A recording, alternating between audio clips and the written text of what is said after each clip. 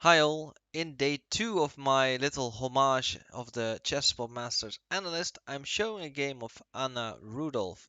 Yesterday I showed a game of Yasser and tomorrow it's Peter's chance. The game I chose was played in the 2017 Isle of Man Masters and Anna is facing women Grandmaster from India, Harika Dronavalli. At that time, Anna was rated 2286 and Harika was rated 2528. The game was from round 5 and Anna has the black pieces. So let's get it started.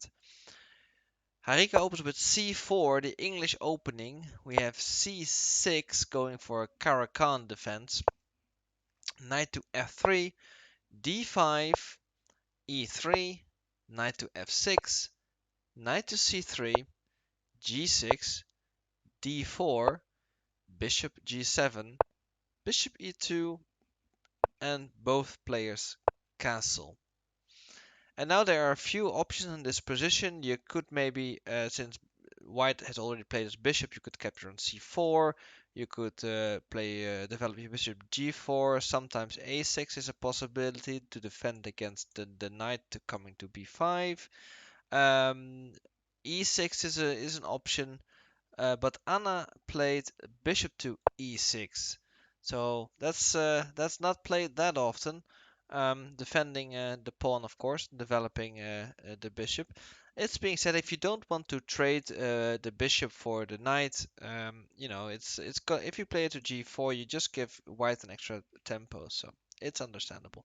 So we have b3 by Harika, knight to e4 now, bishop b2, queen to a5 now with a double attack, not on the pawn, but on the knight.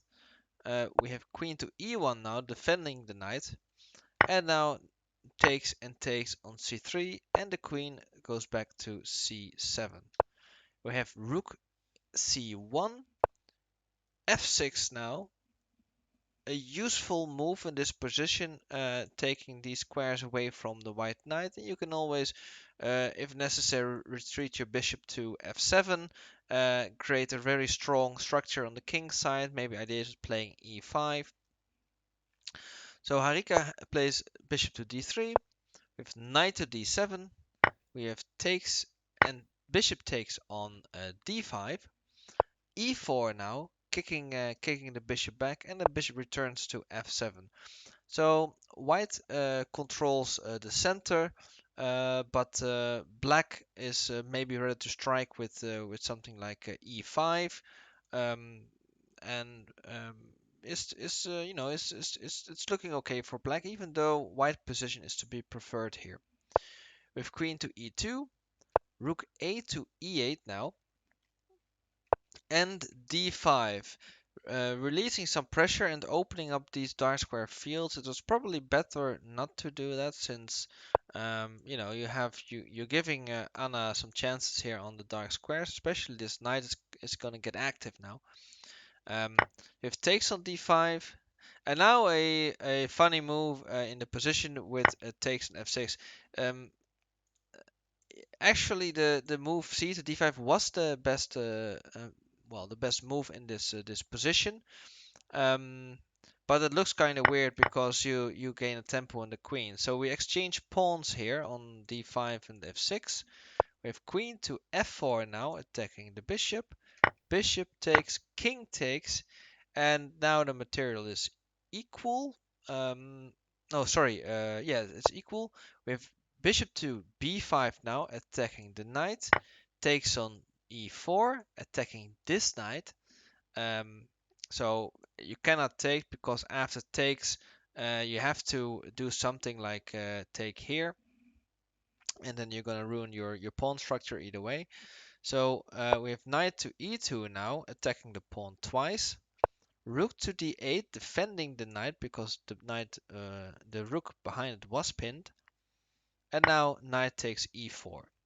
We have knight to e5 and knight to c5. So it was a really clever little sequence of moves by Harika, taken on f6 there with a tempo to create this position where seemingly white's position is very strong. with because she bust up the pawn structure on the king's side. But the downside of this whole exchange is that actually the black's pieces now got a lot more activity. The queen is central, the knight is central, the rook has an open file, this rook has half an open file. So it's not looking bad for black at all here. So rook to d2 now, attacking the queen, queen to e4, and now bishop to d5. And actually, what did Harika could have had a little nice move with knight to or queen to d5, and after takes you can win the queen back like this, and this would have been fine. I mean, the position is just completely equal here. But Harika missed that little trick, and she just went for queen to f4, and this gives a small edge to black. If rook takes f4, and now rook c to e1, and this was actually the blunder that lost the game for Harika. So not only did she miss this little trick to completely equalize the game, she got out of it in a worse position, but with this move, the position is just completely lost. So try to find the winning move Anna played here with black, if I give you a couple of seconds.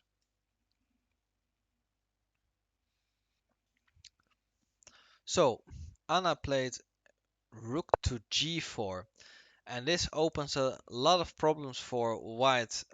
One problem is the g2 pawn, which is under attack twice, but if you defend it with something, let's say to g3, this knight is coming to f3 regardless, because also the pawn is pinned, so even if you don't do it like that, the knight can still come to f3.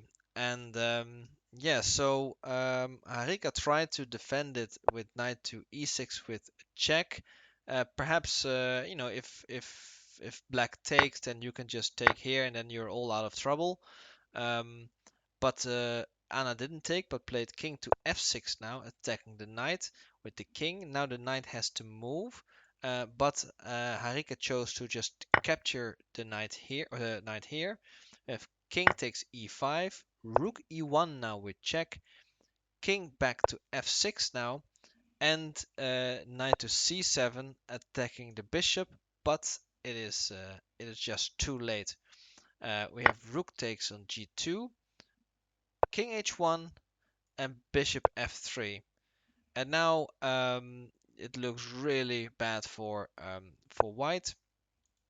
In the game, Harika played rook to e6 with check, king to f7, and now rook to e3 attacking the bishop.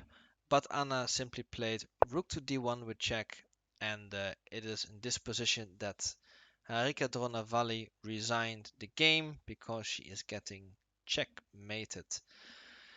So I think it was a great game by Anna.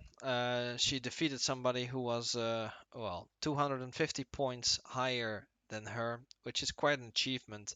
And the way she did it, I mean, it's very commendable. If you look at this position, she looks really strong here. And with the rook coming to g2, you can see white structure is beginning to crumble here. So really, really great game by Anna, and yeah, and finished in style with a great attack on the king's side here. So just showing you the final position once more. Well, that was not played, but this is the final position where Herrick had resigned. So this was the second game I will show for the commentators and analysts of the Chessable Masters. Tomorrow I will do a game of Peter Switler, and then it's back to the order of the day. So if you like the game, please give it a thumbs up, comment and subscribe, and I hope to see you again in the next one.